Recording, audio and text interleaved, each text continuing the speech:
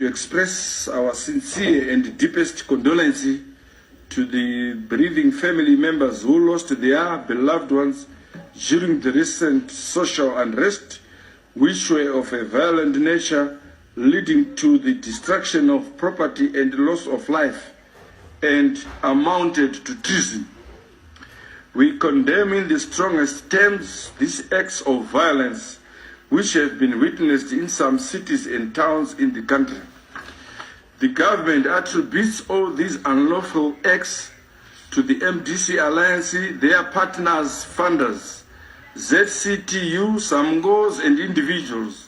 Government therefore places full responsibility for compensation for victims of violence, destruction of property, injury, loss of life on the MDC Alliance and all its associates. MDC Alliance has been responsible for inciting violence through social media and unlawful gatherings that have been held prior to and during these unrests. MDC Alliance political leadership have over the past 3 months highlighted up acts of inciting their members to commit acts of violence whilst addressing political rallies and on social media. MDC's Democratic Resistance Committees, DRCs, and their paramilitary wing, the Vanguard, have been responsible for carrying out highly organized criminal activities during these unrests.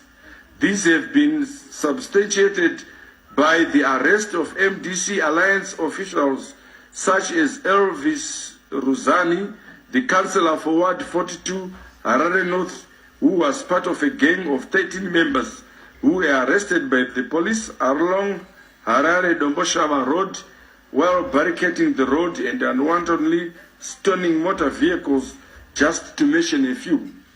Security forces have so far arrested more than 600 people in connection with these riotous acts, 214 of which have already appeared in court. The Vanguard is also responsible for the sustained efforts to break into police stations to steal firearms for use in furthering their organized criminal activities. The trail of destruction left in most cities by these rogue elements is a clear indication that the intention was to remove a constitutionally elected government through force. Looting of shops in most circumstances have affected the ordinary person, and it is sad to note that some of these victims will never recover. Government also highlights that these demonstrations were conducted without notifying the police as stipulated by the law under the Public Order Security Act, Chapter 11.